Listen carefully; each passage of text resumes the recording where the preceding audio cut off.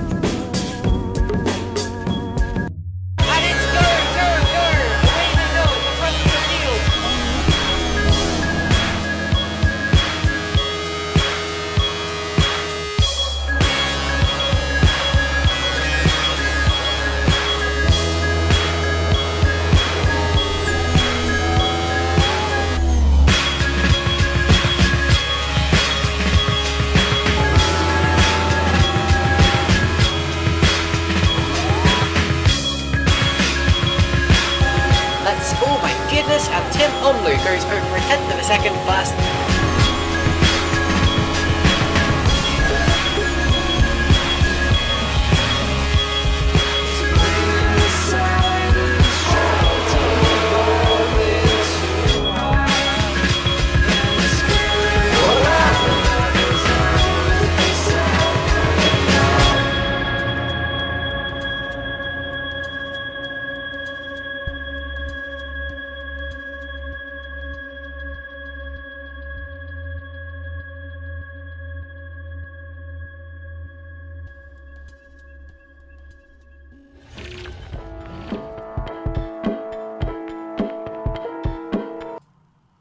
Good evening, everybody. Welcome to Formula Trout League. This is round 2 here at Austria. I don't know.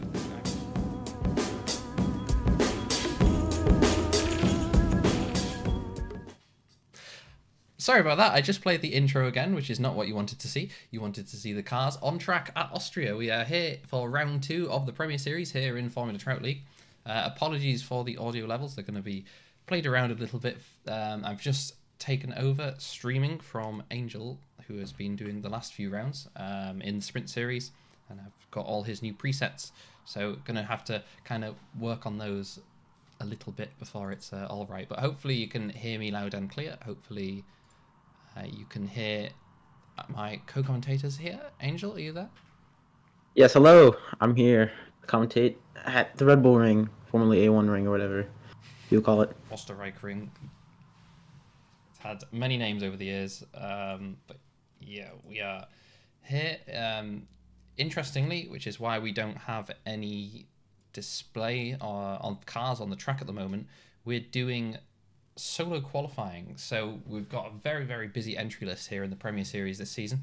Only one split, so there's not a master and a challenger like there has been before. There's only the one split, but that means we have 30 cars on the grid. So a track like Austria, Red Bull Ring, where you have a 1 minute lap basically, that means if you had all 30 cars on track, which is probably going to happen in quali, you're going to likely end up with 2 seconds between every car. So if one person makes a mistake, they're going to get dropped back. Everyone behind them is going to get dropped back, and there'll be a big concertina effect, and no one's going to get a lap put in. So currently at the moment, we are in qualifying.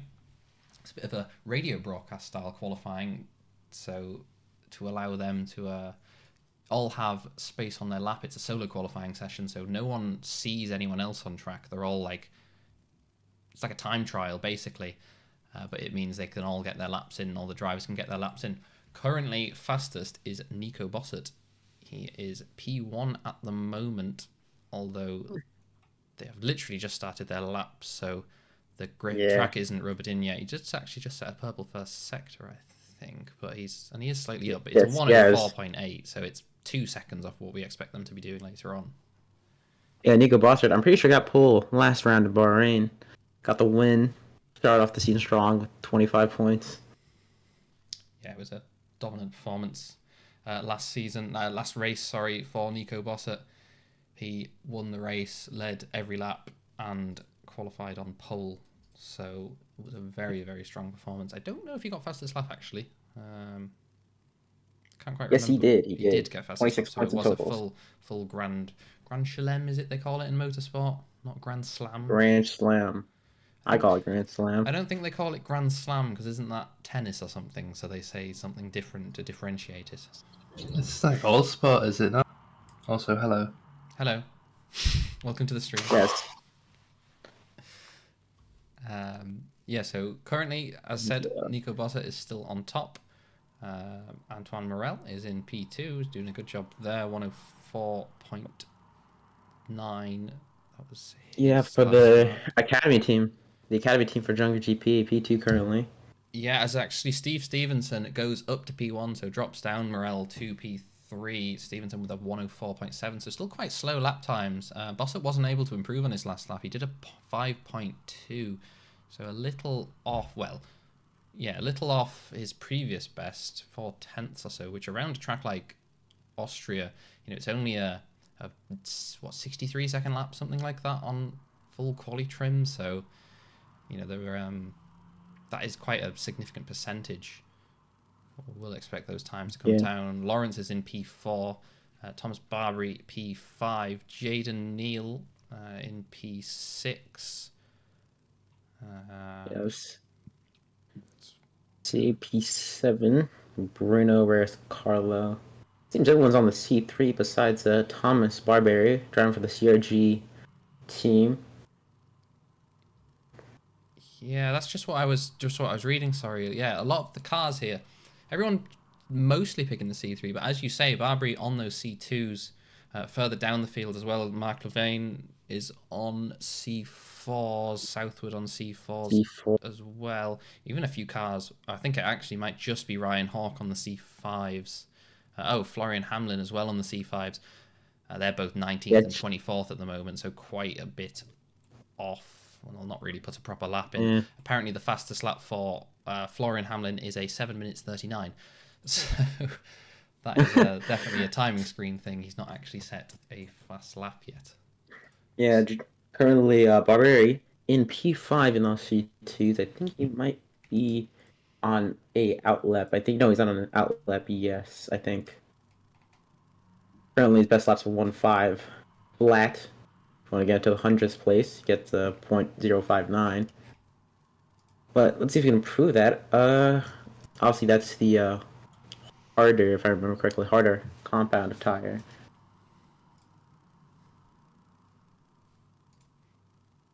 Just realised I don't have a noise gate on my microphone, so that's picking up a lot of static. I'll fix that now. As said, the first time we're using these stream presets, so some things will be changed during the session. So apologies for that. Yeah, Thomas Barbary, teammates with Steve Stevenson in that CRG Racing team.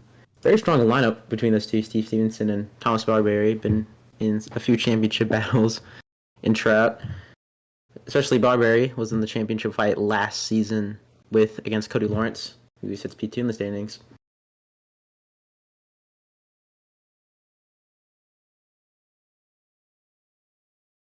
Let's see here. See Steve Stevenson to the pits currently. But Nico Bosser's on the lap. Personal best second sector.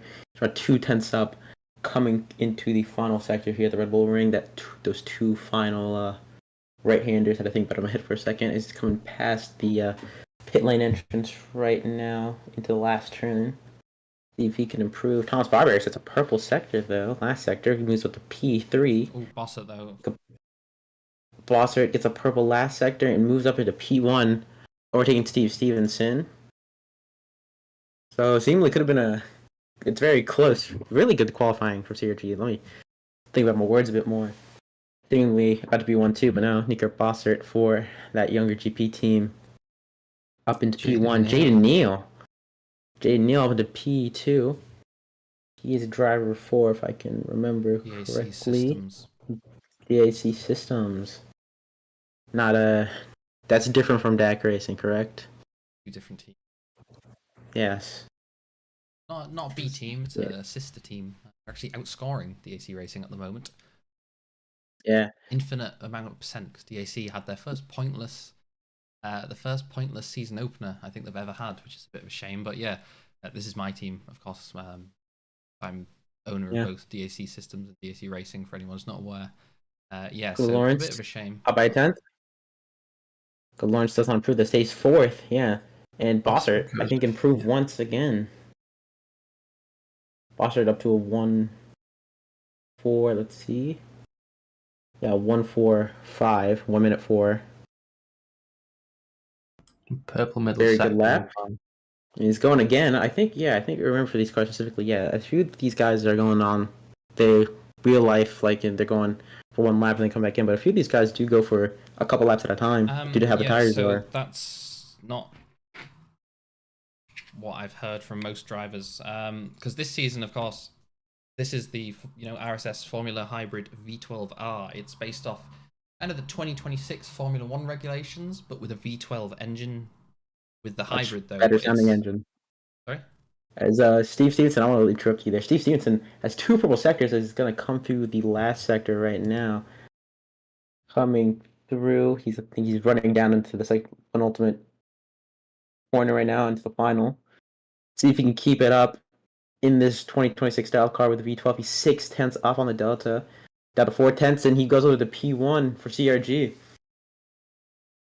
Under a tenth. See if Bossett can react. Yeah, you can do multiple laps in these cars because it's a V12 engine with a hybrid, but it's a hybrid like the KERS system of the old 2011 to 2013 Formula One cars. Around like 8 seconds per lap or whatever. Yeah, so you can just do one lap, it charges the battery, go again, as long as the tires will take it. And a 63-second lap like this, you can do multiple laps in a row as long as you got the fuel for it, really. Steve Stevenson up with a purple sector again. He's just had to make his way around Case, yeah. Yeah, Case Williams just spun around in front of him now. And so maybe will affect his lap time a bit.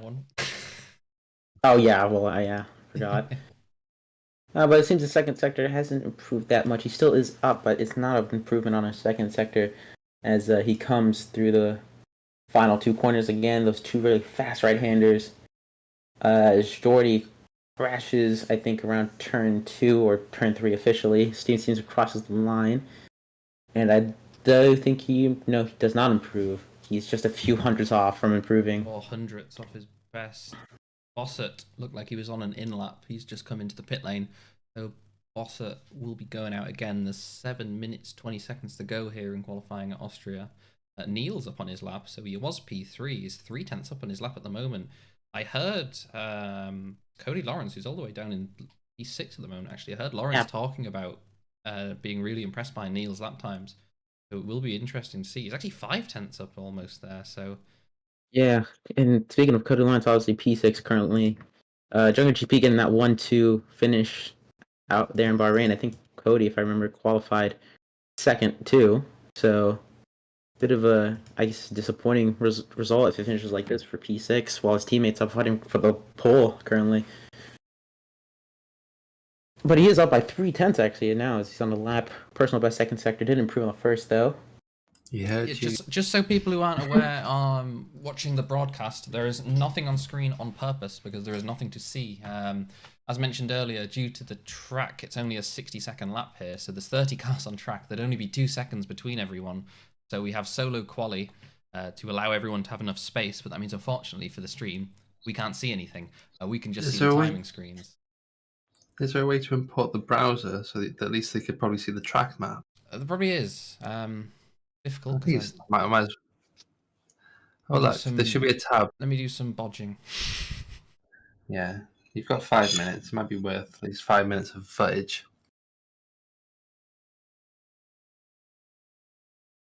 There's a car that spun out, and the second sector. Who's that? It literally says car. Car.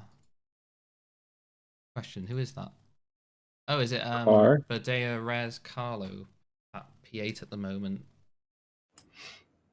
Johnny Lewis has just crashed in the pits. Fortunate. I mean, if you're going to crash anywhere, it's probably the best place. Yeah. Or worse if you're starting your lap.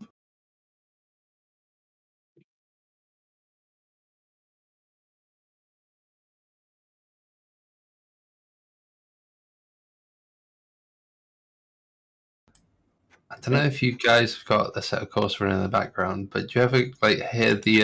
It sounds like someone's stopping on a push bike. There's some ambient sound. It's like it's town horn. Clown horn. Right. So yes, should be able to share the live timing with everyone now. We'll transition over to that. Okay, you should be able to see it now. Hopefully, please confirm. Yep. We've got solo qualifying at Red Bull Ring 2024 GP Trout. At the top, we have Steve Stevenson in P1. Yeah, currently 4 minutes left. Well, it says on your screen 3. I think live timing is a bit behind. So we have around 3.5 minutes left in this qualifying session. Steve Stevenson on a lap does not improve on any sector. Still his fastest lap. 4.2244. Nico Bosser still P2. Jake Neal P3 with that impressive lap for DAC Systems. Cody Lawrence in P4, improving from that P6. Currently, he's not improving any of his sectors either. Antoine Morel, if I can look at the standings, where does he drive? What car the Jungle GP Academy, P4 in the standings. He's P5 though in this session. Thomas Barberi right behind him for CRG.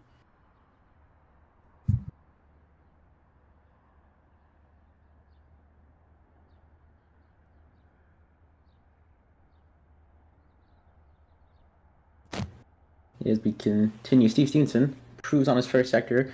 The second sector coming to finish the lap again. We've been talking about him, but he's just winning lap after lap, trying to improve. He is up by 10th. I think he lost some at the final corner, though. Opens DRS across the line. Holy set. Does not improve once again. He's around a few hundredths off. So I think some of these drivers are kind of reaching the limits of the time here in this car. Obviously, it seems like Steve Stevenson tries to get that last sector, put all of it together, in honesty.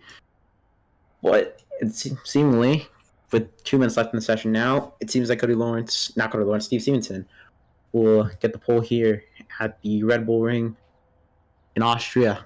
Give CRG its first pole of the season. They finished on the podium with Thomas Barberi last race in Bahrain, but today they might start on the pole with Steve Stevenson and with Thomas Barberi down in P6. So not a bad qualifying effort from the CRG crew here in Austria. I think here though, it's anything to play. Like, such a short track. The lap times are so close. You're looking here, the top 5 is 3/10 between them all. But you get one good lap in. Bossert on his time at the moment. Ooh, as Steve Stevenson has gone off the track, I think that actually might be his qualifying over. I think he might be driving back. He's in the pits though. So he had a big crash, damaged his front wing. He's in the pits. He is moving, so yes, he's driven back to pits. Currently, everyone's on C3s. Mark Levine, for, if I remember correctly, DAC Racing. DAC Racing? Oh, yeah, DAC, I forgot. Yeah, DAC Racing, he's currently in P7 on C4s on the softer compound. And let's see, Thomas Barberi is in P6 on the harder compound of the C2. So we have 2 people in the top 10 starting on a different strategy to the rest of the top 10. Everyone else on C3. So let's see how they can do with that opposite strategy. Maybe make it work. A really tricky one here at Austria. If you are on the alternative strategy, if you're starting the race on the C4s, you're going to need to get the overtakes with the big DRS train in those first opening laps. And then the same for the guys on the C2s. They're just going to need to hang on for as long as possible, but going to be in that train, and if they're just that little bit slower, they might get filtered to the back of that train, lose the gap to the car in front, and then be outside of it. Second back, don't have that DRS anymore, so it could really hurt you. Less than 15 seconds to go now before the checkered flag's out. Stevenson is still on top. He has actually come out the pit lane again, so he might just be able to squeak in a lap. Yeah, I think just across the line there. So he is on a lap. What can do? Everyone doesn't seem to be up on their times though. Yeah, it's worth noting that Stevenson hasn't matched his personal best, which what is it? 1 minute 39. Yeah, that was He hasn't broken into that yet, and hasn't improved in the first sector. Yeah, and the session has just ended. Clock has reached 0. Steve Stevenson, I think, is still on a lap. So is Nico Bosser. No, he's in the pits. Jade Neal, Cody Lawrence, I don't think he's improving. Yeah, he's going back to pits. Jade Neal, but no one's in the second sector. Yeah, so I think this might be a pole position for Steve Stevenson. I keep getting them mixed up for some reason. Their names are nowhere alike. American. Yeah. They're very alike, and they're American. Yeah, Steve Stevenson crossing the line. He doesn't go into the pits. He will cross the line, but I don't think it'll be an improvement. It is not an improvement. He does get a personal third sector, though, but that's his qualifying done. Morum, though, up to P7. Giovanni Morum jumping Mark Levine there, up to P7. He's on the C3s as well, so good lap time for the Bag Motorsports driver. It's worth noting that last lap was still faster than Nico Bossert's best. So even though he wasn't able to improve, it was still faster again. Yeah. So there you have it. As qualifying comes to a close, Cody Lawrence coming into the pits. I think that's CAR. Who is CAR? But yeah. And I think we'll definitely butchering the pronunciation of your name, so apologies for that. If you rewatch the stream, feel free to send the pronunciation of your name. Yeah, and Giovanni Amorum is qualifying over. He's still on track. We're just waiting for him to return to pits, and then we'll start this race session. But congratulations, Steve Stevenson for pole position here at the Red Bull Ring, and the first pole position for CRG in season 12. Hopefully, more to come for the crew from them or whatever. But yeah, good on them for their first pole position of the season. That is qualifying over. On back to the pit lane, and as you say, Stevenson on pole, Bossett in P2, Neil in P3, which is a really good job. Lawrence P4, Morel P5, Barbary in P6, alternative strategy on the C2, see how that plays out for him. Moram in P7, P3s, Levine in P8 on the C4, so another car on the alternative strategy, soft for him, whereas Barbary's gone hard, so see how that goes. Whereas Carlos on P3s, Berza on C3s as well in P10, and then outside of that they have tyre choice. So Columba Griffiths, Case Wilhelms, Olsen, Southwood, Jack Smith, a disappointing P15. Jack Smith, very experienced driver, very fast driver in Formula Trout League, all the way down. No laps. No lap. Did a lap at 105.5, so 1.5 seconds off, and Cars takes the grid now, so we will switch into the actual session. We will be able to see the cars. Please go back to pits before you switch. Please go back to pits before you switch. Right. There you go. Find our pole sitter. There you go. Stevenson as we flash through the field. There we go. Yeah, so there you go. The CRG car in pole position, the number 42 for Steve Stevenson here at the Red Bull Ring, as we wait for the 6 red lights to come on. And why do we have the gear thing? Okay, I guess we'll see the gears. They like to know what gears the drivers are. Why is it in the middle of the screen? Please.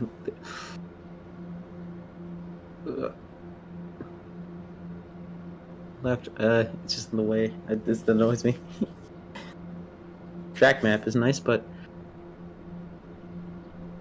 alright, as we wait for these 6 lights for us, of course, to come out for round 2 here at the Premier Series. As Steve Stevenson on pole, right behind him, Nico Bossert in the Jungle GB car was a pole position last race. We'll have to settle for P2 here at Austria, though. As we're counting down to the lights, Jay Neal P3, Lawrence P4. It says Kilgore's 5, and the Porsche came in, but he's not. That's Antoine Morelli. Thomas Barberi in 7th and 6th. Giovanni in 7th. Mark Levine in 8th. Bordays, there's Carlo, and I think this is wrong, actually, so. But as we hear them, they're revving their engines, so lights are about to come on. It's 6 lights for us at a Corsa. AC Evo's out, but we're still on the original, fighting a championship here. Round 2 of Austria. Steve Stevenson on pole, Nico Bossert, race winner at Bahrain. We'll fight for the win here in Austria. The lights come on, and they go off here for Austria. Round 2 of the Formula Trout Premier Series. Stevenson gets a decent start. He's got in 3rd. That's Levine getting a good start. Kevin Lawrence goes wide in that Jungle GP car. Steve Stevenson side by side with Nico Bossert under the Cupra banner there as they come up into turn 3. Really, turn 2 is that turn. Real turn 2 is in that series, but side by side they go. Nico Bossert side by side with Steve Stevenson. Everyone seems pretty clean to the first turn. A bit of a lockup from that Griffin Gaming car. I think that's the Speed team. Steve Stevenson still side by side with Nico Bossert there into turn 4. Nico breaks a little later though. Still, as Nico Bossert loses it a bit there, almost a Alex Albon Lewis Hamilton moment, but they're still side by side into lap 1. But I think there's going to be Steve Stevenson ahead after this corner. But Thomas Barberi up into P3. I think he missed that. It's 3 wide coming to that fast corner. I think that's one of the Bag Motorsports cars that had to back out of there. But yeah, pretty chaotic lap 1. Steve Stevenson still leads the race though. Trying to merge onto the track, and he's pulling in front of the cars. So no collisions though. Ooh, that's a back car. Didn't pick a few cars out. I think he hit a DAC car. DAC racing car, not the BAC systems. So that is the BAC, the back car, spin out there at the last corner. As Lionier's car. That Estonian getting hit in the rear at the back of the field. As A lot of stands, mistakes Steve on the Stevens second lap. race. Yeah, as I think that's Thomas Barber chasing Cody Lawrence in P3. Cody Lawrence getting a few laps and getting past Barber in lap 1 into lap 2. As that's a DAC car. That's Levine up in 6. So good for him. Good start. Lois in let's see, in 10th. Well, that's the Arrow car. Ooh, there's a line use car once again. Oh, that's an incident. Car spinning. Ooh, it's a Ooh, 3-car that's a pileup. big incident. 3-car pileup. A shame that a bunch of cars just getting caught in people making mistakes there. But this top 4 fight, it seems pretty close still. Even with all this chaos, Steve Stevenson still in the lead, Bosser second. Lawrence third after a good start, and Barberi fourth after a good start. Neil not with the best start there, starting from 3 down to 5.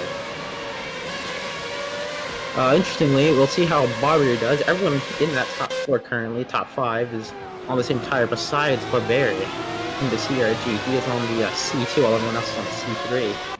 So his tires may be a bit more tricky to get heating to, as I know that's an issue for this car, the RSS Formula Hybrid V12, but we'll see how he does. He will go longer and should be a little bit more consistent on the lap times. Ooh, that's a DAC car getting overtaken by Christopher Bose in the Griffin Gaming car, the main team. It was Who was contact. Lioneers in the Griffin Gaming red car, both caught an incident, maybe the same one, as you go back to the leaders now. Steve Stevenson leading. So yeah, I think Steve Stevenson has kept score through the start of the race and has gotten a second over Bossert, just getting out of the DRS range. Yeah, that's really important. Yeah. Yeah, especially here at the Red Bull Ring, such a short lap time on the 105s, I think, around 106 even, I think we are. So yeah, it's almost, in qualifying it was 104, so yeah. As a lapped car, that's the BAC car, I think caught in the incident earlier this race at the last corner on lap 2. As we're on board with the Frenchman Thomas Barberi in P4 with his CRG. As he's chasing Cody Lawrence 4/10 the gap. It's pretty late there, gets really close. But not able to go for a move, sticking behind. As we'll see if he can get past eventually. We're expecting these C3 tires to go a bit earlier than the C3s that most people are on as we follow the back Motorsports car. But yeah, I think, is anyone on the top fire? I do remember, yes, Mark Levine was on the C4s, that DAC car, right behind Christopher Bose. Let's see how he stands. He'll probably pit up much earlier than these C3 runners. As Steve Stevenson sets the fastest lap, as Jaden Neal just steals that from him right now, crossing the line. Jack Smith's managed to get into the top 10. Christoph Bose leading Griffin Gaming car in 6th, while his teammates in 9th. I wonder what's happening with Felipe Olsen. Felipe Olsen in 9th. The Griffin Gaming car also teammates with Christopher Bose. Ooh, that's Jaden Neal going side by side with that's Thomas Barberi, and Thomas Barberi gets behind. Very aggressive overtake. Yeah, the C2s are going to last longer, but they're just not going to have the pure pace of those C3s. So they may be struggling to get the heat in them, or just keeping up, obviously, with the pace difference of the tires. But yeah, he'll have to hope on the long game. I don't think I said that right, but... I love that DA Systems livery. It's so bold. Yeah, and that was a pretty bold move from Jaden there himself, so living up to the liveries design. As we're following Williams in this, as Cody Lawrence takes the fast lap, following Williams in this Lioneers V12-R. Following Borges in that BSC car. As, Barberi's not too far from Neil. Again, his DRS, let's see how strong it is. DRS in the last generation, the 2023, was pretty strong. It seems pretty strong here too. But Thomas Barberi gets really close. But was there contact? It might have been a bit of netcode, maybe. Obviously, you see, maybe. It's not iRacing. So, we don't have the best netcode around, but I do think it was pretty clean there, all things considered. I don't think anyone has major damage if they did touch. No, I didn't see it on the...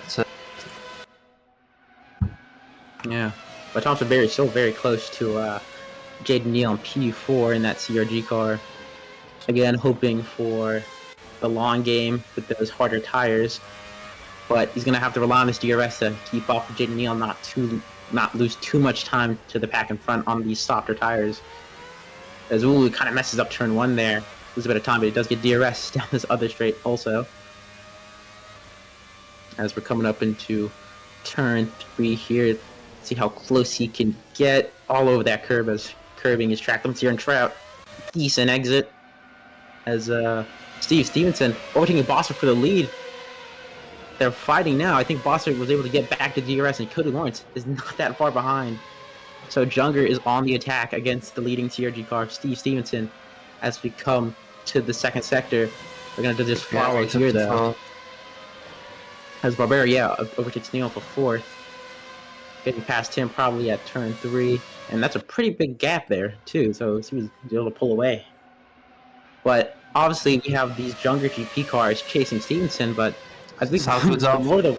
As Southwood in that DAC car. Yeah, it's off, but I think for Lawrence and Bossert, I think it's going to be kind of tricky for them to work together, but also not want to fight, as while they are teammates, they're fighting for a podium position right now, and for being teammates, they both, at this stage, are both in the championship battle and want to have a pretty solid start to the season to stay in that battle.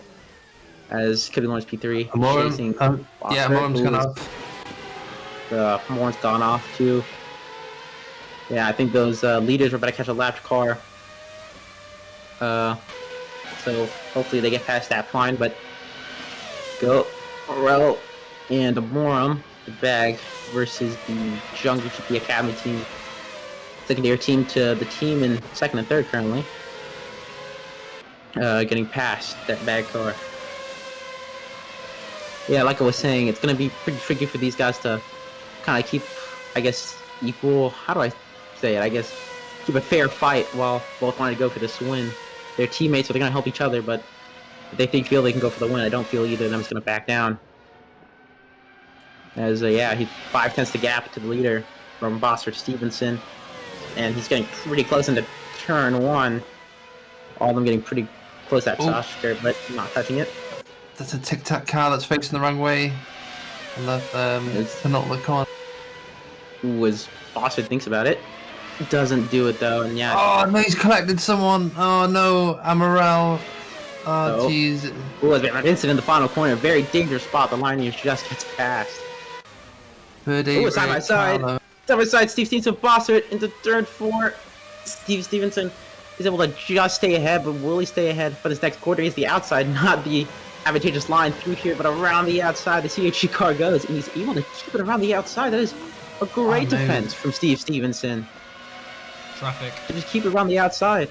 As traffic, though, yeah, this is going to be the main key in this race, I feel, having to navigate this traffic. Such a short lap, like you said earlier, and the consequence of that, traffic is very easy to catch, especially with the pace difference with some of these guys.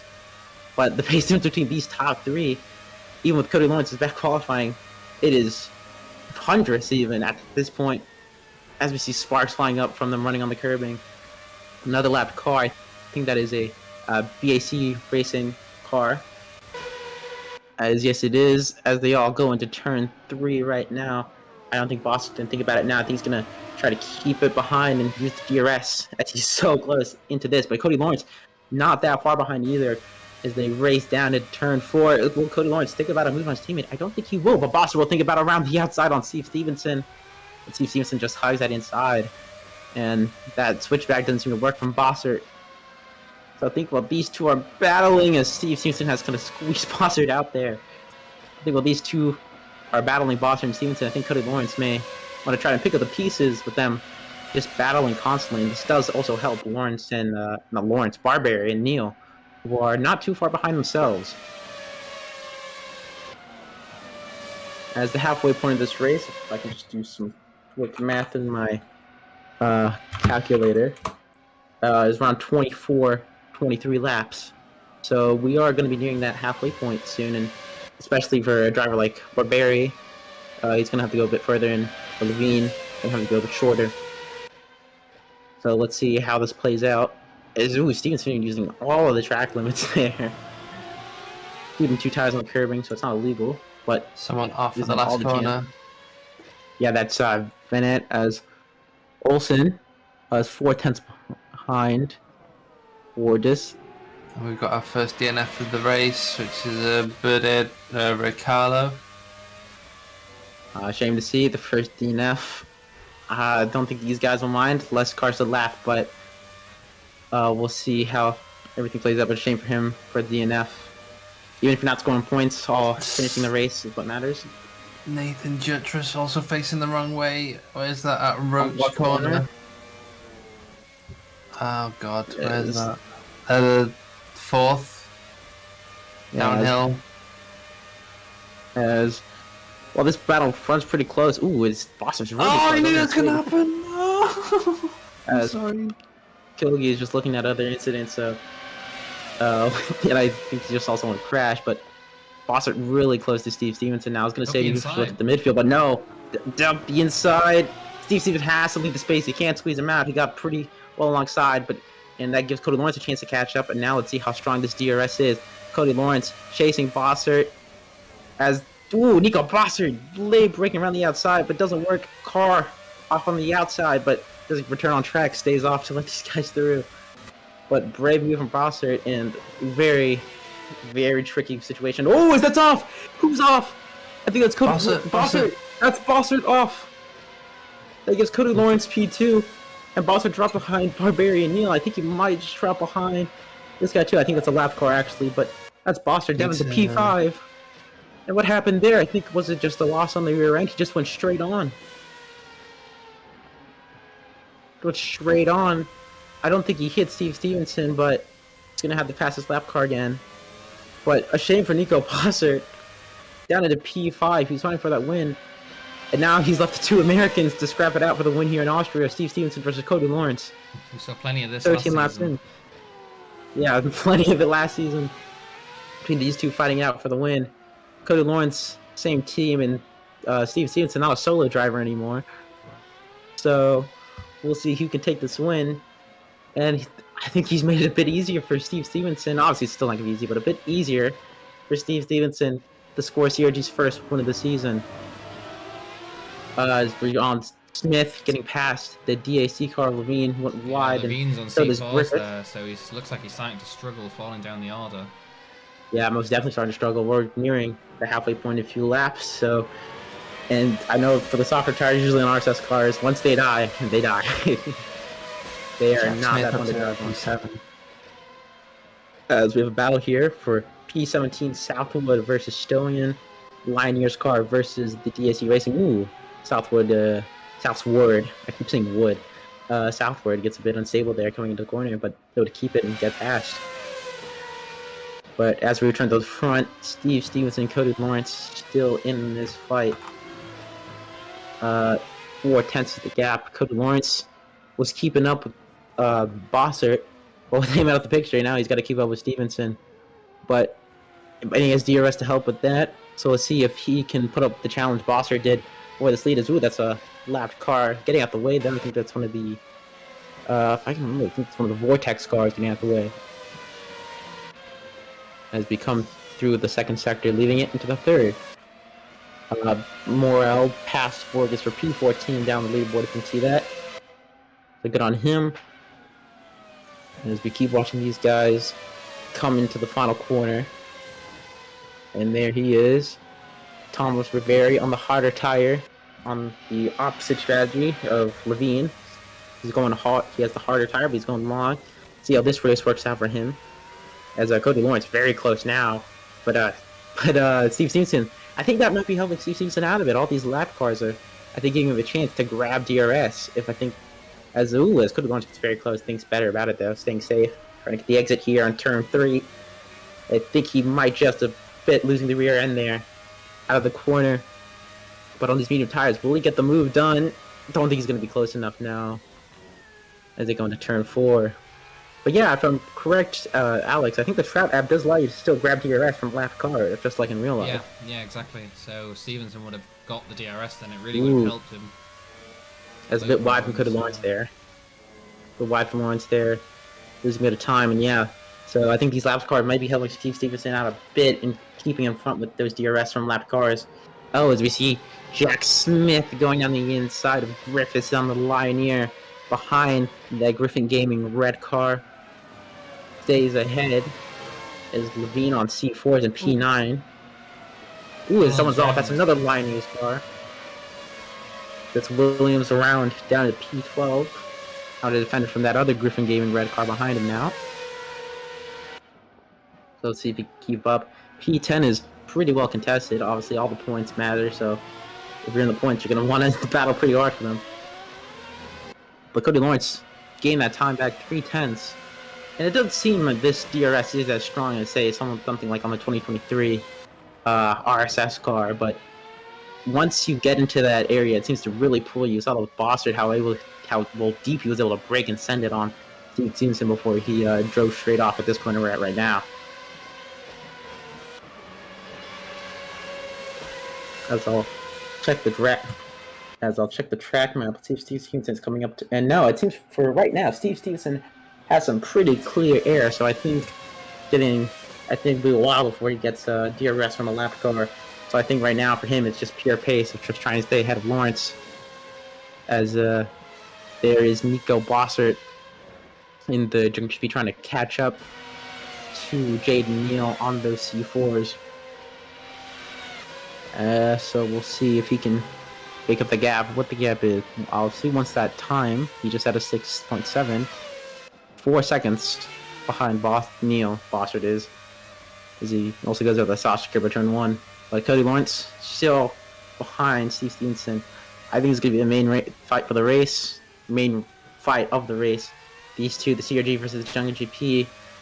And kind of a switch. Jungle GP was so dominant at the first round with Nico Bossert, and now kind of everything is not fully unfolded, but Nico Bossert off, Cody Lawrence kind of being stuck behind them and kind of, I think, not struggling, but having a bit of trouble trying to catch up just enough to Steve Stevenson to get ahead for the lead if you're at the Austrian race in the Premier Series. As the leaderboard, I think, just glitched out there a bit. But this is a double podium as it stands for CRG, Barbarian P3, Stevenson in P1. So this would be a great result for the CRG racing crew of Stevenson and Barbarian. And so they would be very happy for this result. But Jaden Neal was making a mistake. Jaden Neal, I think he made a bit of a mistake there. He's 2 seconds off the pace. Yeah, I was going to say, yeah, because Barbarian got past. Turn 2. Ooh, Stevenson wide. DRS is now going to be real strong for Cody Lawrence. He keeps the inside. I think that's a preferable line here into turn 4. But as you go down to turn 4, Stevenson around the outside, and that is a Junger GP car leading the race. I think his rear snapped out a bit too when he was going for the move there, but that is a Junger GP in the lead of this Austrian race here in the Premier Series. Cody Lawrence leading the race for the first time in this season now. I don't think he led a lap from Bahrain. I wasn't here. I was out of the country, so I didn't even watch it, but I kind of caught bits with the 2G Wi-Fi I had at certain points on my trip. But as it stands, Cody Lawrence now leads this race. Gets moved on lap 18, I mean. They're going to lap 19. It's now been switched between first and second, and now Steven Stevenson is on the attack. Let's see. So I guess it would be a great time to compare pace between them when they both have DRS. Steve Stevenson, very close still. He's going to think about a move down the inside. No, he thinks better of it. I think he's just going to try to follow as best he can and get DRS here. Still pretty close, but around 4/10, we saw how strong the DRS was. Cody Lawrence around 4/10. It was, right, it wasn't the strongest thing ever, though. It seems to be kind of the same for Steve Stevenson. Ooh, goes a bit wide. Yeah, a car snaps out of him kind of at the entry of the corner there. He got it pretty well, though. As I think that's Bose, and he passed some more. Oh, I think it's just the leaderboard glitching.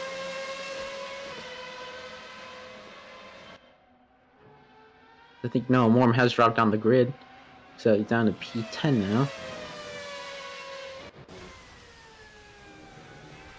Chasing the Felipe Olsen in this Griffin Gaming car. Fighting for the last few points available in this race. P10, 1 point to gain, but he'll want to gain 2 and steal those from, steal that 1 extra point from Olsen. He gets 2 for P9. So let's see if he can catch up this bag racing car. Seems Olsen has a pretty nice gap. Seemingly DRS, you have to be pretty close for it to really pull you along. Seemingly it's kind of a constant with AC. DRS will pull you closer, but once you get to a certain ranges, ooh, that's Williams off P12. Pioneers Racing off the last corner. Here we have Columba Griffiths in P8 in the Griffin Gaming red car. Ooh, is that a Ryan car Hawks. spun? That is Ryan Hawk. Yeah. He's damaged his rear wing as well. That's not good. Yeah, I think that might be a DNF if he doesn't get moving. But Ryan Hawk may be out of this race. He is stationed on the track though. So I don't know if he will turn it back to pits himself or someone will have to remove him from the session. This car cannot move. But here we go, Steve Houston still chasing Cody Lawrence. Around 2/10 now. Oh, I think he might just have enough pull. Ooh, he Think about him down the inside. No, he lifts. What's the He DRS, lifts. I think?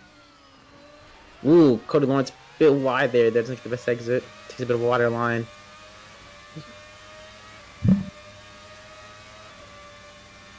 So, really decent race so far. Ooh, I think he might be struggling on his tires a bit. Cody Lawrence, after falling for so long, you saw him slide a bit through there. Through turn 4. See if Stevenson is better on his tires as right now. We're getting to the halfway point finally of this race. So these tires should be starting to feel a bit worse, obviously, than they did at the start of the race. Thomas Berry, 5 seconds behind. Obviously, remember, he's on the hard tire, so he'll probably keep going. If I look at the lap times, Thomas Berry said 6.7. He's said 6.6. So I'll keep an eye on that lap time, see how they compare with him on the harder tire. But still, this might work out for him in the pits. Barberry, Steve Simpson's still really close. Lifts again, I think, just breaks a bit earlier and stays behind. I'm pretty sure he believes he can get the move done into turn 4, but he keeps getting really good runs into turn Alarms 3. just crashed in the pits. Morms crashed into the pits trying to get his pit stop done for the race. It's not going to help him at all. Now he's got to repair some damage as the Lioneer's car falls him in.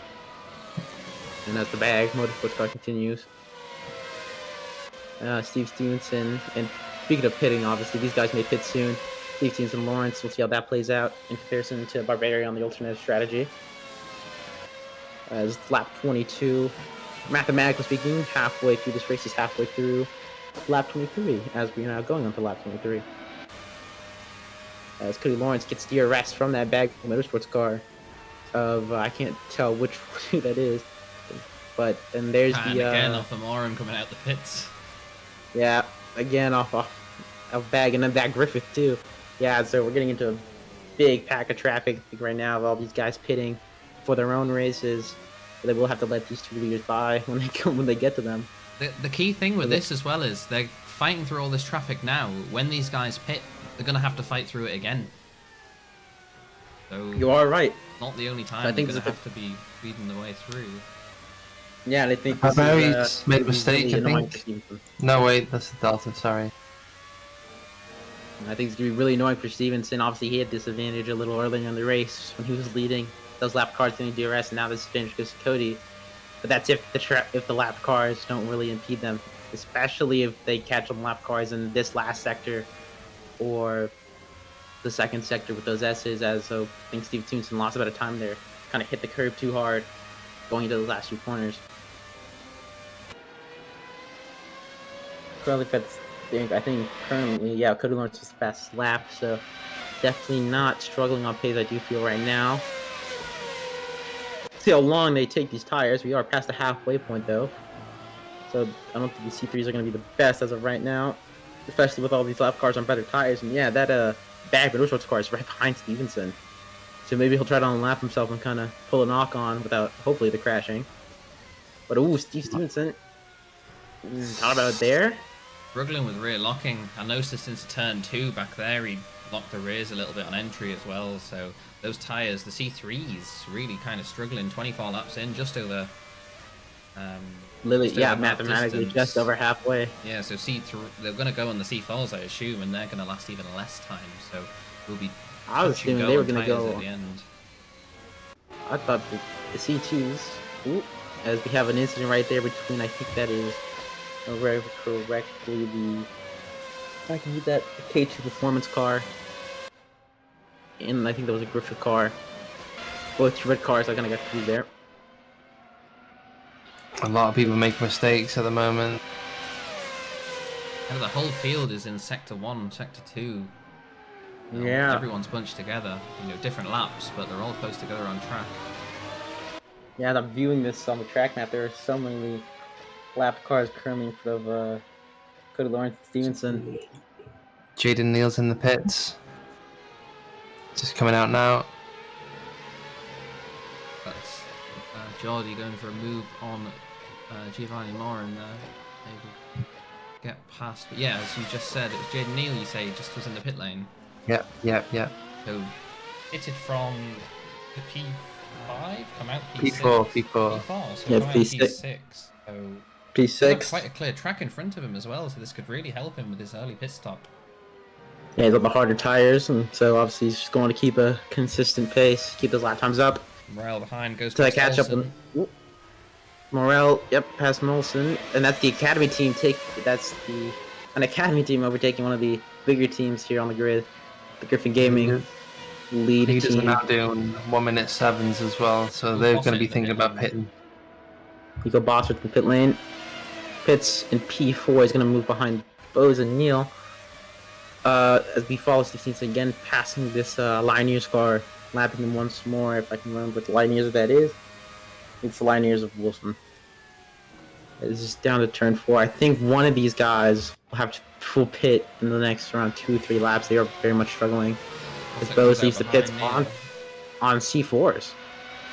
But in front of Morel, importantly, and does have a gap as well. So Neil, Bossert, both could be on for quite a good result here. You see in the background Olsen trying to go back Yeah. up the inside of Morel. So maybe Steve Stevenson and Lawrence think they can, while they're losing time, the guard definitely going inside. Maybe they can extend it just enough to get onto the C4s and really just push them all the way to the end. Look at the traffic. What I think's happening here, the guys behind, they're all, you know, a lap down, but they pitted, so they're on fresh tyres, where these leaders at the front, yeah, maybe they're faster, you know, they're leading the race, but they're not able to pull away from these lap cars, and the lap cars behind. Ooh, Stevenson looks to the Stevenson inside. looks on the inside, stays behind though, goes a bit wide, making sure to not get onto that yellow sausage grip with ruin his traction. But yeah, I think you're right. All these lap cars are pitting in their own races, but these leaders are still not pits. They are just catching heaps of traffic due to these pit stops that are being made. Ooh, that's a bag on the Griffin Gaming red car. Still side by side, coming out of turn 4. Linears chasing them, but I think the Geordie is going to stay ahead. No! More on around the outside on those hard tires. The C2 stays ahead. Nice move from him, and nice move from that car. Yeah, it sticks in P11, and Linears not too far behind to take advantage. There's a Smith as Morel and Olsen pit. That's another pit stop that's been made. Looks like Lois there getting confused with blue flags. I think he just let past Wilhelm's poor position. Obviously confused with the CRG car behind. Yeah, so Wilhelm's is in the orange and black.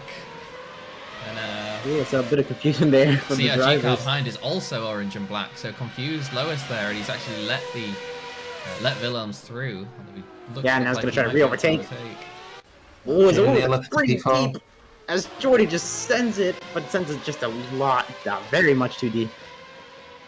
Goes to the runoff, has to cut through the grass to get back on track. Bossett's going to go for an overtake on Jaden.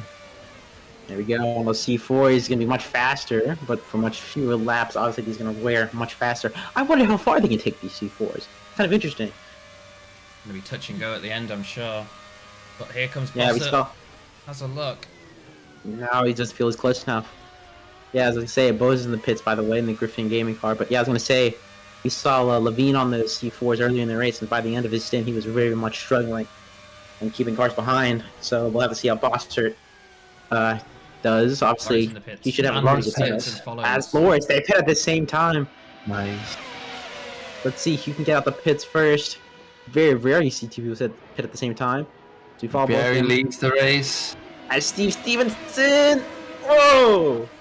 That is so close, but I think Lawrence, is gonna have to just go back a bit and give Lawrence the position. That was so close between them.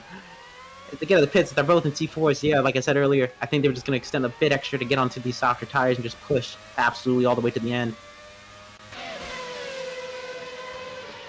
Because I think my internet's gonna die right now. I don't know if I'm cutting out or not. Ooh. Stevenson Ooh. really collecting Lawrence there Ooh. on the brakes. Just avoided, made it look like an overtake, but now he has the inside line. Yeah, Cody Lawrence, Steve Stevenson, taking the lead of this race after almost, like you said, electing Lawrence. Barbari's in the lead in this race, though. Has he pit? I don't think so. No, he has not pit. He's 28 laps in on those hard tires. He Yeah, has a Stevenson has the 16-second gap. net lead now. Ooh, a yellow flags for Morum. He's lost it at the last corner. Yeah, but I think Barbaric has to pit now. I don't think he's obviously going to come to the lead, but he has to pit now. I think he's just going to be losing time. He's staying out. The guys behind.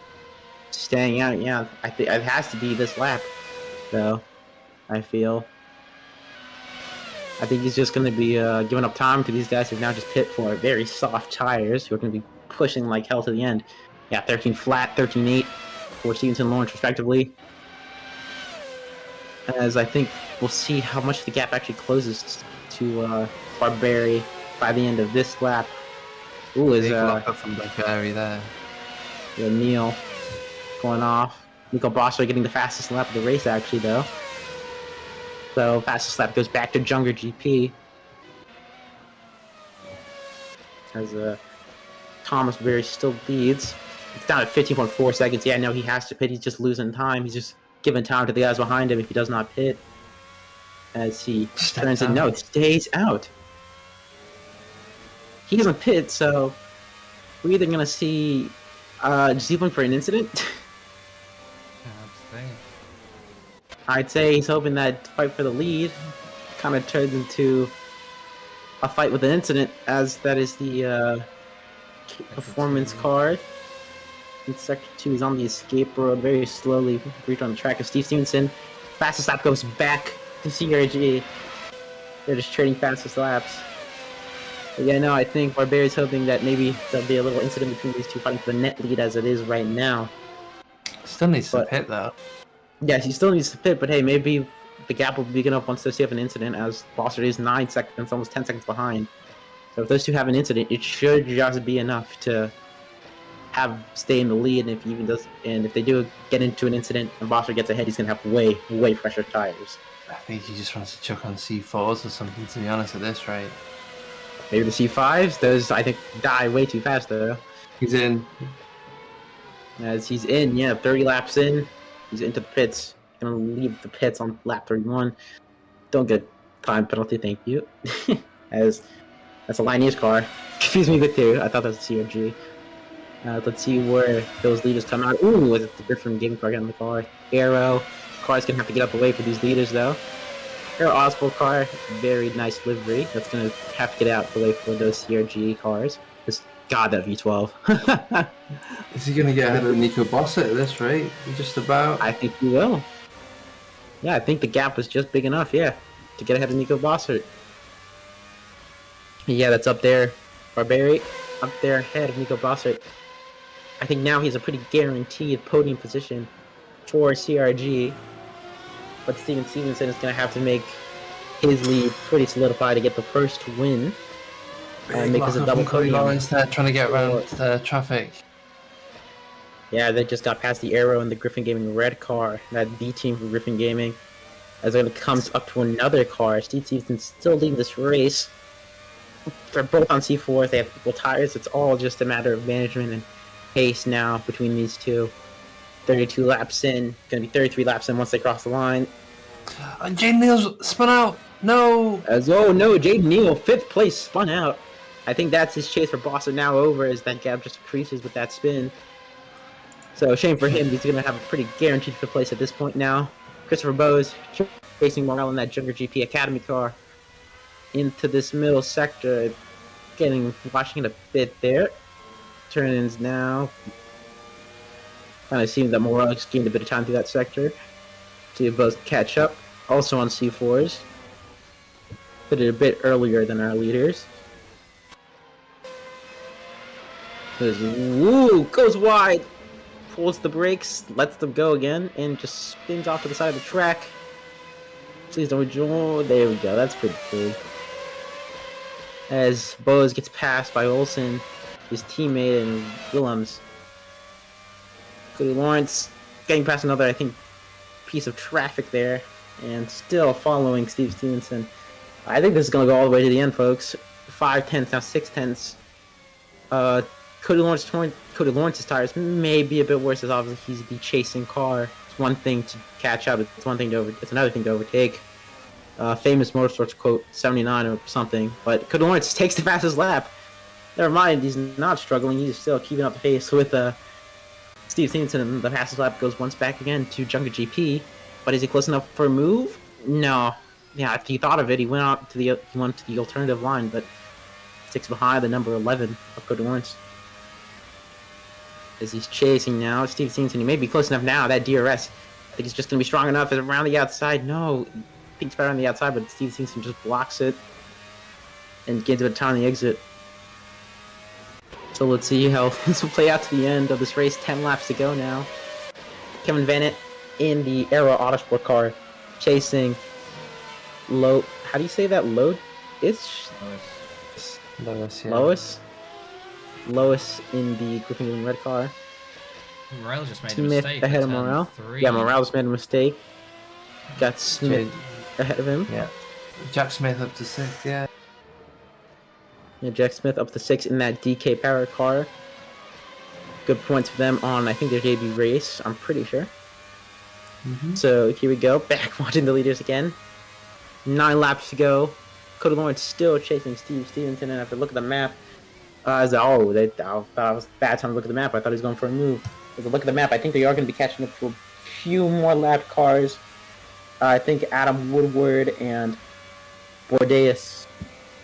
No, it's Adam Woodward, and I think that's Wilson. They're going to be catching up to Willems. I mean, no, there's 2 up. Yeah, Willems and who is that? I think there are a few cars that are mixed together. They're lap 1. There's Jordy, Lois, spins out, gets onto the skateboard. Ooh, nope, back to pits. That's his race over. But Barry is closing in. Barry is closing in 6 seconds. Let's see if it's enough laps to catch up to this lead pack and maybe make this CRG 1-3 He's a gained CRG a second 1-2. this last lap at least, or last 2 laps, so he's doing something right, managing to shake Bossert off of him. Yeah, you guys are right. Yeah, he has shook Bossert off him, like you said. Pretty good gap to the Junker GP driver. That incident earlier at the start of this race. Cody Lawrence, though, very close to Steve Stevenson now. Cody Lawrence just has to get one good exit, and all the traffic. Though, yeah, you're right. I don't think Stevenson was close enough to get DRS, but he will definitely get on the main straight. This may kind of hurt him though. He's coming through this middle sector. Dirty air, or just watching out because the car's in front. No, I don't think he's close enough to where it affects him right now. Will this BAC car let him through? I don't think he will. I think he's going to wait after these final 2 corners. Cody Lawrence is going to be very close now at the exit. The BAC car shoots to the inside. He's going to let these leaders by. Cody Lawrence very close. Don't think he's going to, but yep, he's not going to think about turn 1. Turn 1's a very hard corner to get a move done into, how tight it is. But he will think about this if he feels he's close enough. Turn 2 into turn 3. Turn 2 really shouldn't exist. Turn 2 should be this uphill corner that Cody Lawrence, I think, is going to send a move on. No, thinks better of it. Obviously, it's very hard to get a move done there, just due to the profiling of the corner, but it's very hard to also get an exit out of there, too. But maybe he's just close enough again. Cody Lawrence stays behind again. Ooh, Lyonese car spinning off there. Lyonese car is off. Wilhelms, I think. Not on the track, so they pass him. Wilhelms spins back onto the track. Ooh, that's a car. That was lucky. Not the best rejoin. That's a Hamlin round, I think, just out of turn 4. Yeah, not the best rejoin, but everyone's safe, everyone's good. now 10 laps left in this race. Miscounted earlier. 10 laps left in this race, 37 out of 47. It is going to be a pretty big ask, I think. Actually, no. I think it's going to be pretty feasible for Barberi to catch up if he can keep the pace up and these guys keep battling pretty It really fiercely. looks like that Lawrence is driving really tactically. Tactically. Yeah, that's the word. Yeah, he's being really selective. Like, he keeps thinking about it, but just thinks better of it every time. Yeah, I think he could go up the inside, but he's not choosing to. You see here, he's just 3/10 behind. He looks to the inside, maybe a bit far that lap, but laps prior, you know, he could get alongside in the braking zone, and he's just choosing not to. 10 laps to go, so maybe he is just saving it till the last few laps. Maybe a bit of an F1 game strategy. Obviously, maybe went to the latest lap to do that move.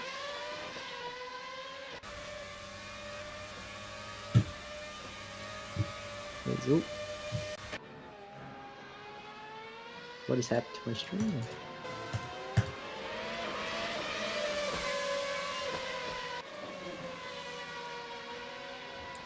Barberi 5 seconds behind.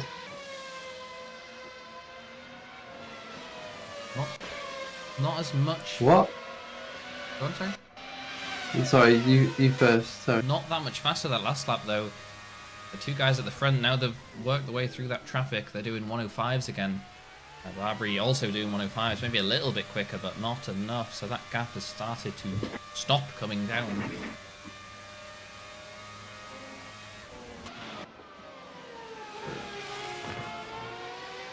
Lawrence a bit wide there through turn 4, loses quite a chunk of time to Stevenson actually.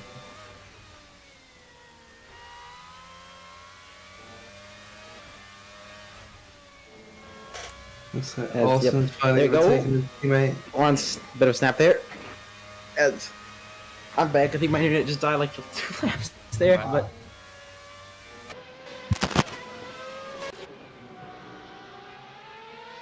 Stoian fighting with one of the BAC cars there, down in P14, P15, being a bit back and forth between these two for the last few laps. let's see. Yep, 7 laps left. Ooh, I think you got a bit of the grass there, Stallion. In this line in his car. But 3/10, the gap 2/10 for Cody Lawrence, Steve Stevenson. Not close enough. So he's behind once again. Yeah, like you said, I think he's driving very tactically. I think he's just going to choose the right moment that he feels that he can just get the move done and stay ahead. Obviously, as Cody Lawrence does get ahead, Stevenson will have that DRS. Yeah, big slide. We were in, snapped out. Yeah, I was like saying, it was maybe a bit of an F1 game tactic, just waiting till the last possible moment to get that move for the win done. As he'll give, obviously, if he gets ahead, Steve Stevenson has DRS and can do this exact same thing of just wait till the last possible moment to get the move done, to not give Lawrence the chance if he does get into the lead.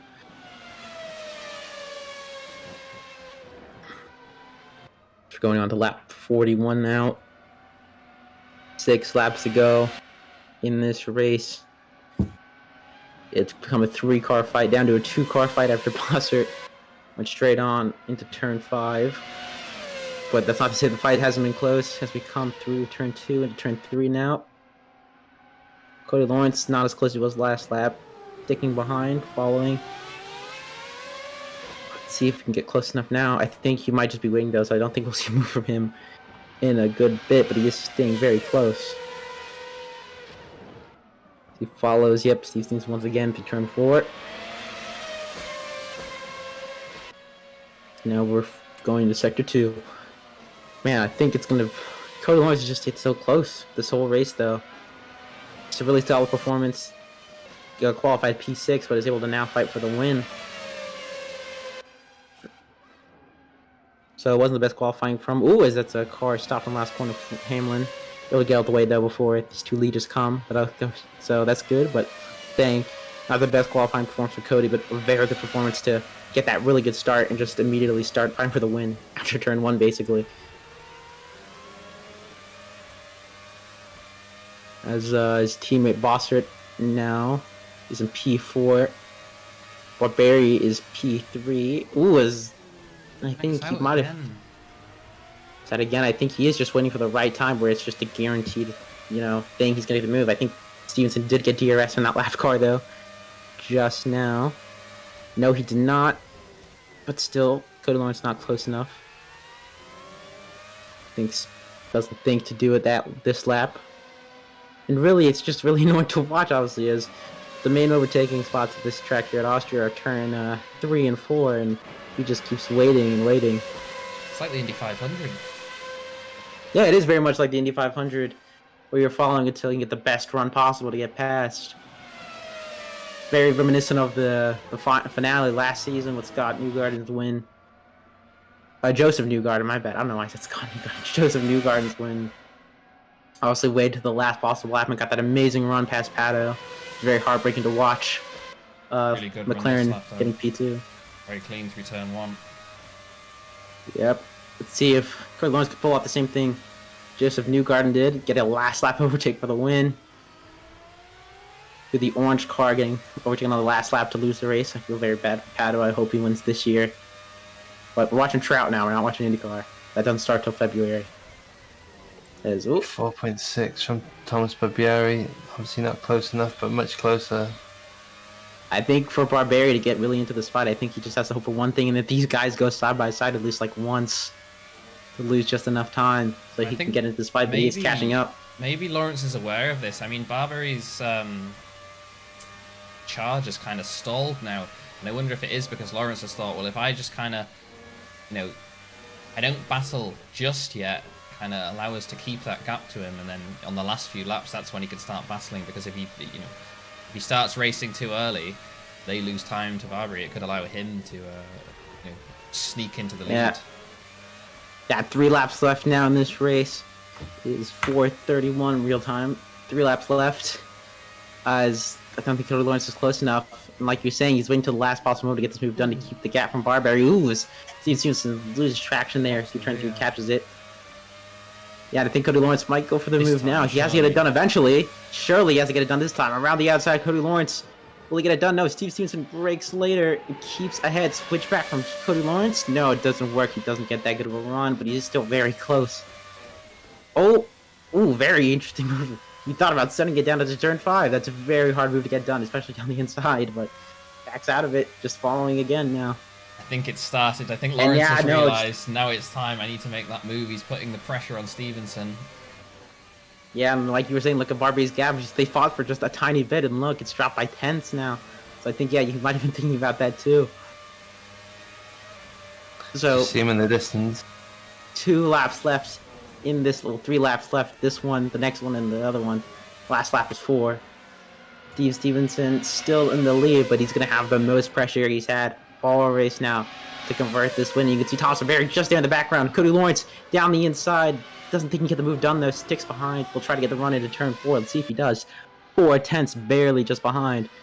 Let's see if he can get the move done on Steve Stevenson under this ready to race banner. Under the Roush banner. Around the outside. Will he go for the switchback? I think he will try to get the run. Ooh, it's a big snap. Big snap. I think he might have just gone to the curb while he was turning. Gave him, like you said, really big oversteer. Ooh. He's really pushing now. You see his car's just sliding out. As I think Barbieri might just get under the 3-second mark. I think Barbieri just won't be close enough to maybe steal his P2 from Lawrence, but Lawrence is close enough to steal this win from Steve Stevenson. He just has to put everything together. Go to the final turn. 45 laps goes into 46 laps once they cross this line. Lap. Penultimate lap. Yes, Alex Cochran is the penultimate lap. Here at the Austria Red Bull Ring, A1 Ring, whatever you want to call it, as they come through turn 1. I don't think Cody Lawrence is going to be close enough though. 4 tenths. 4 tenths, 3.5, 0.35 tenths, 2 tenths. Almost down to 1 tenth. Down the inside, he does. He sticks it in there. Gets it done. He's side by side, and that's Cody Lawrence for the lead of this race here in Austria. He just sends it down the inside and gets the lead, but Steve Stevenson's not going to give it up. He's going to have DRS to chase Cody Lawrence. No, he actually doesn't. It's the reverse. I forgot. So he didn't have DRS, but he still had slipstream, but just couldn't get it done. He gets past Steve Stevens for the win, Cody Lawrence, on the penultimate lap of this race. Knowing Stevenson, it's not going to end like this. He's going to send it up into turn 3 on the next lap. Exactly. If you guys think this is going to be it for Stevenson, just remember Singapore last season when he fought Thomas Barbieri for the win on those very completely different tire strategies. He absolutely sent it on the last lap down into turn, I think like 4 or 5. I don't remember in Singapore. But as we come to the last lap, you may see something like that again. But there are lap cars in their way, and they will catch them, I think, just before the end of the lap, or just even now. They are that close. Stevenson chucking it into turn one. Wide. He goes wide, he hits that Sasha curve, ruining his traction. He must be dumping his curves, trying to get close enough, or he may be saving it for turn four. He brakes really late, trying to stay close. As I think Cody Lawrence might get DRS also. No, he doesn't, I think, from what I can see in the stream. But Cody Lawrence, Steve Stevenson, I don't think will be close enough. No, he will not. His last over these lap cars, but I don't think they have any agendas to help him secure this race win. So Cody Lawrence is leading through this final sector. Thomas Barberry, little in the background there, 2 seconds back. Just not enough life in those tires, or pace in those tires to catch up. But it's been a hectic race, and the man following that lap car in the front, I don't think that lap car is going to get the way until the end. But it doesn't matter. There's no place to overtake here. So Cody Lawrence, what a great move. You're the winner here at Austria for round 2 of the Premier Series. Steve Stevenson gets P2 for CRG. That could have been their first win, but it just wasn't meant to be for CRG. But that's still a great performance. P2, P3. Bossert coming to come for P4. That could have been his one too, but a big mistake just cost him the chance. Nice and clean between the Americans as well. Very much so, as no contact. left. Yeah, no contact. Great moves from them. No contact between them. So a great race all around between those two. That was really fun to watch. That was really fun to watch. Great race from both Americans. I haven't got a tear. Cody Lawrence. Yeah, Cody Lawrence with Bosford's misfortune now. Pretty regular thing for him last season, and from the Sprint Series 2, can now lead the championship. It's not a new feeling for him, obviously, but it's good to be leading after the second round. Yeah, I mean, so Cody Lawrence didn't exactly have the best of starts to the last race, but I'm sure it would have been on his mind finishing, not on the top step, considering he was the championship. So to win the second race and potentially be at the top of the standings now, that's got to feel good. And he's going to be on the top of the standings by a fair bit, as Bosford finishes P4 in this race. Yeah, you're right there. And not that it solidifies his, what was it? Not the tipping order, but the pecking order between the two in the team. But Cody Lawrence will feel like the big guy tonight. Yeah, as he comes to the line to do some donuts here for the crowd, the virtual crowd in the stands. And for us, he's lost his tires straight away. Wow, that shows you how done his tires were at the end of that race. Just one donut, and they overheated and exploded. This is the FIA.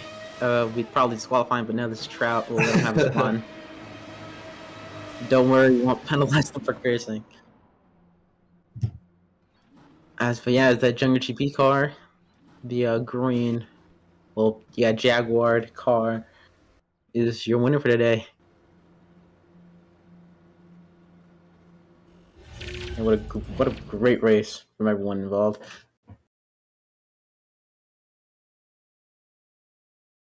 As I guess now it is time for very fun interviews.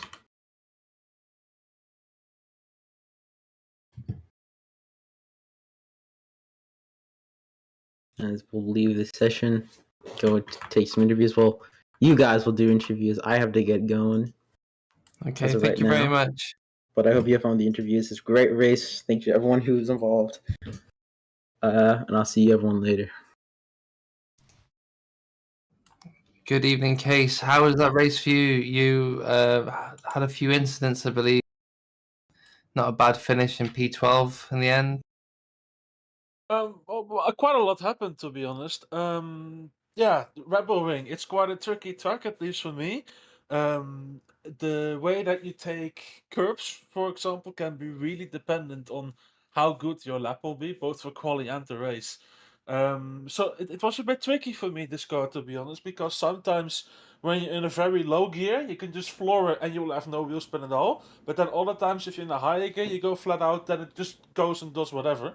So it's a bit tricky. But overall, I think this race went quite well. I was qualified 8th at one point, but then I got 12th.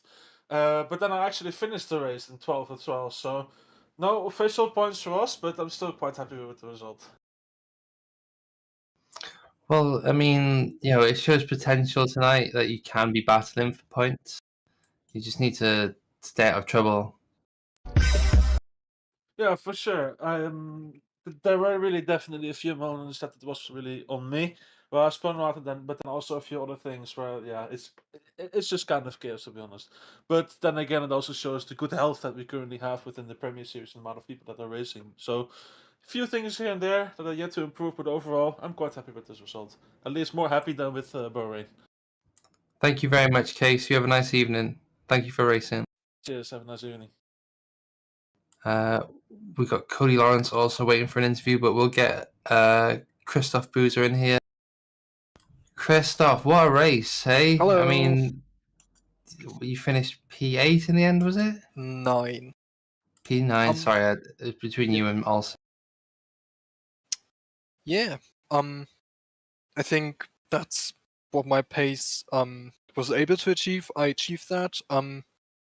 You asked me how many times I'm going to spin. I said twice, one in the last turn, and the other one is going to be a surprise.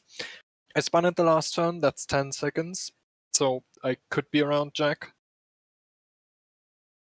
Yeah, I mean, yeah.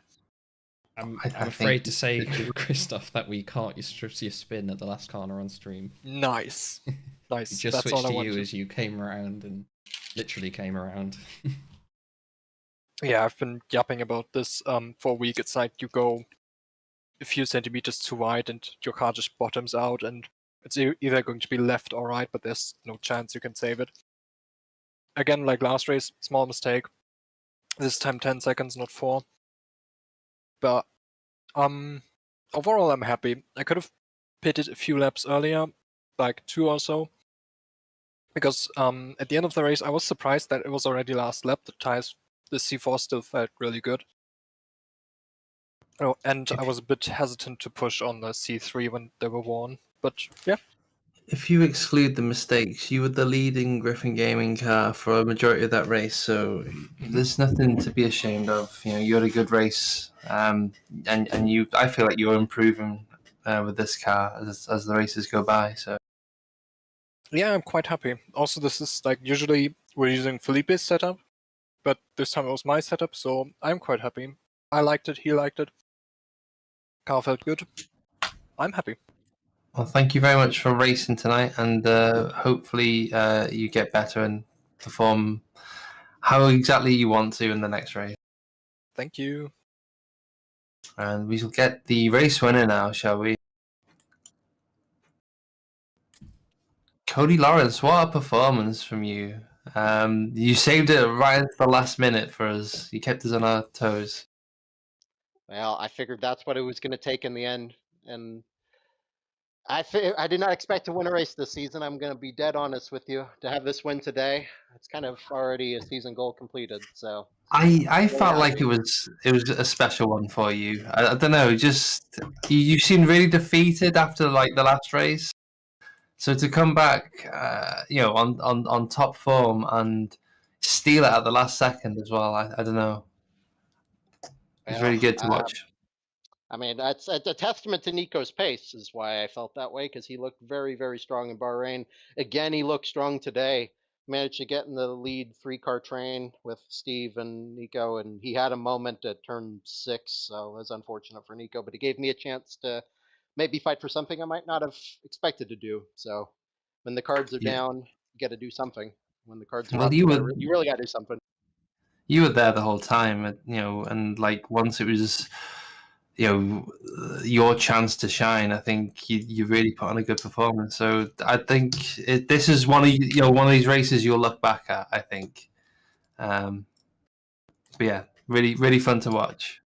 I appreciate it. I still have to work on my quali form. I really should be with Nico. I was 2/10 off of him. So he just did a better job in that aspect. And looking forward to Portimao. That is going to be a very, very, very fun race. I very much enjoyed the circuit. I think it's gonna put on a great show. You guys are gonna have a lot of fun on the stream. I'm sure of it in 2 weeks' time. I'm sure we will. Thank you very much for tonight, Cody. Thank you very much. Congrats to Steve on P2 as well. He had damn strong pace. So sorry to throw that in last second, but congrats to him. And then Thomas had a damn good recovery to P3 there at the end. So Yeah, you're right. Nice one. Thank you very much. thank you very much. Take care. Shall we get Thomas in here? Oh wow, everyone's piling into the interview room. Thomas Barbieri, can you tell me how to pronounce your last name? Again. I'm sorry, I've got like goldfish memory. I train Alex, ask him. Okay. Well, either way, Not revised it yet enough. Sorry. Oh. what a good recovery, P3. Walk us through it. Well, I mean, I tried Gumball. I took the C2s for the quali and start. Obviously, for quali wasn't the best idea, obviously, because like I finished sixth. So yeah, I mean, I just tried my best on this race start. Oh, thankfully, like Jaden, Cody, and Antoine like gone crazy, so I've managed to get to third after one corner, which was pretty good. I tried my best to keep up with Steve, with Nico. Got a bit of contact with Cody as well when he passed me for third.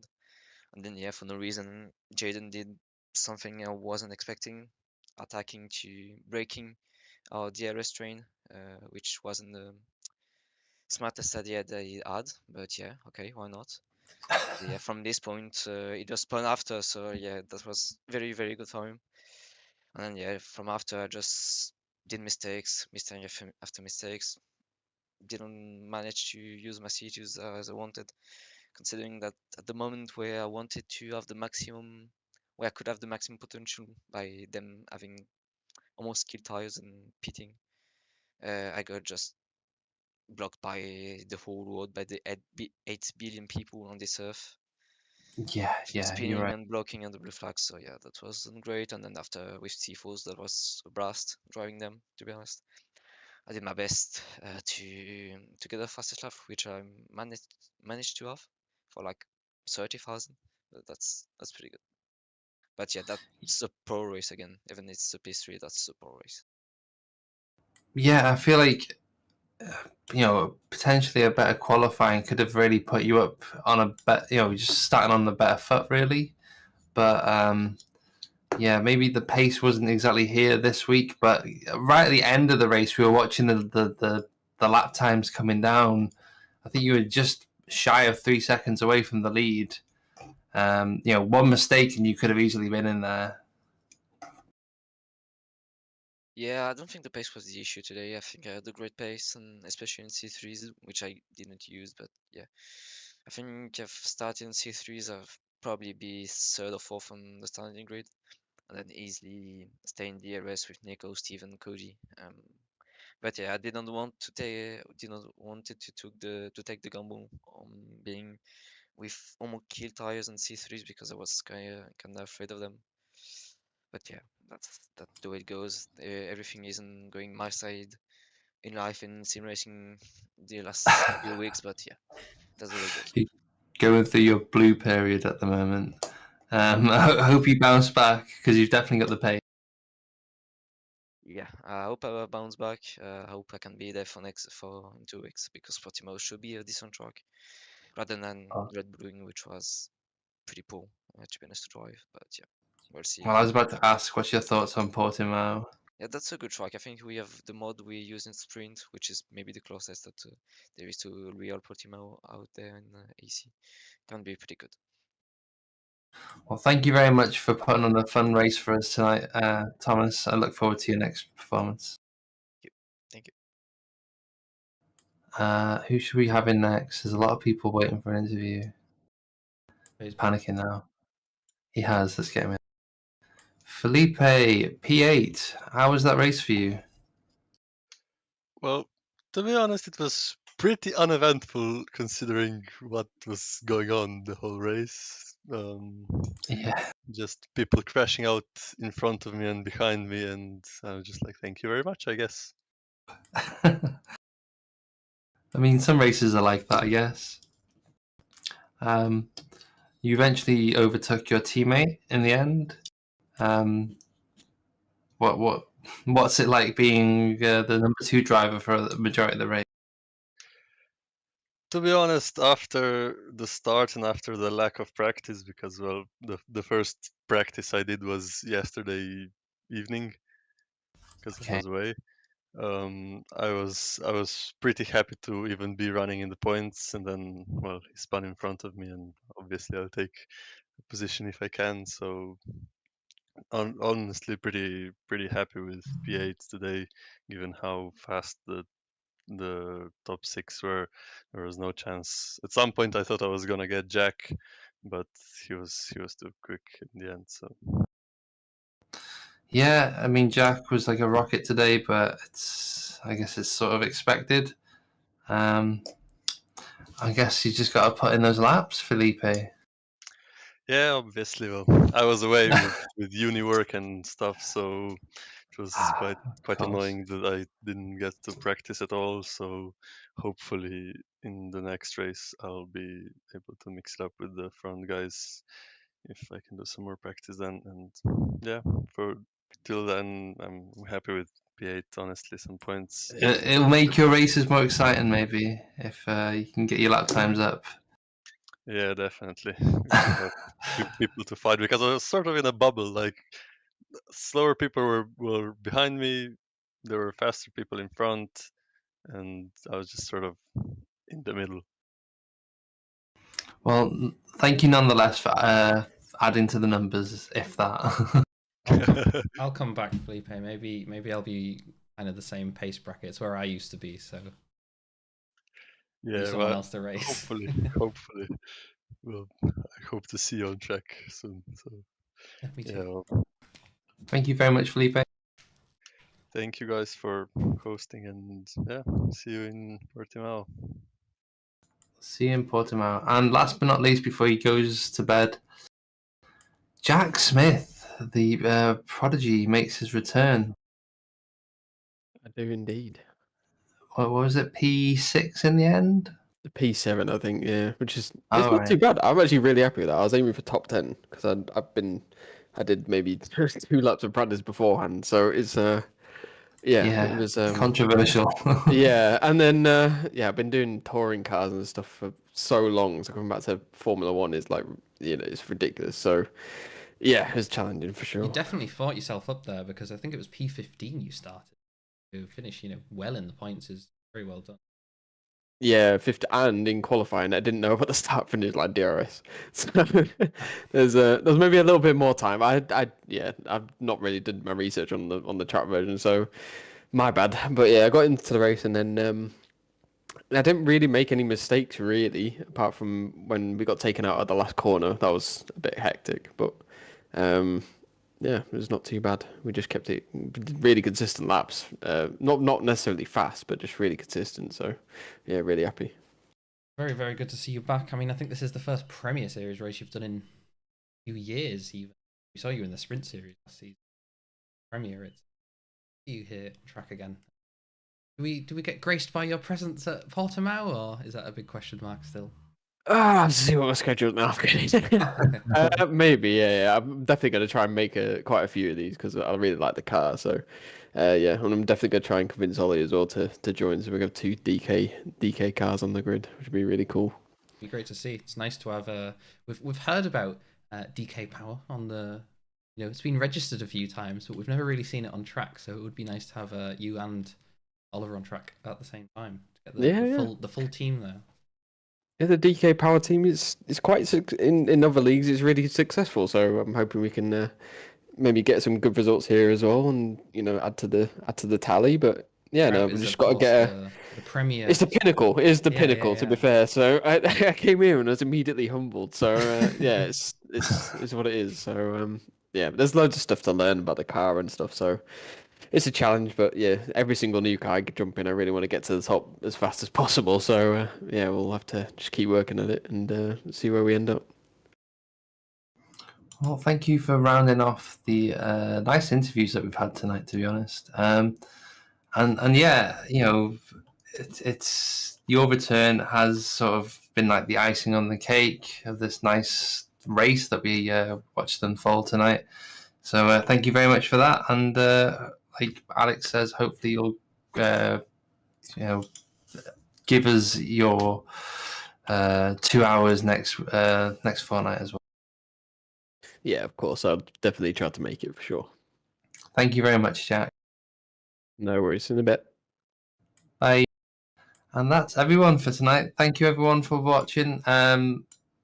Yeah, so I've been Kilgy T. Unfortunately, Angel's shut off for the night. He's got to go to bed. I don't know if he does. Alex was also here streaming and commentating. So, yeah. Have you got anything that you want to add, Alex? Yeah, I mean, as you said, thanks, Killy, for being here and commentating today. Obviously, Angel as well had to shoot off, but massive thanks to him. As you probably saw on the stream today, we had a lot of kind of revised graphics, which you may have seen when Angel's been streaming, but I haven't had. So he helped me set that up earlier today. So thank you to him for that. And just as well, yeah, if anyone wants to get involved here at Formula Trout, obviously you've just watched the race, hopefully. If you want to get involved here, join our Discord server if you're not in it already.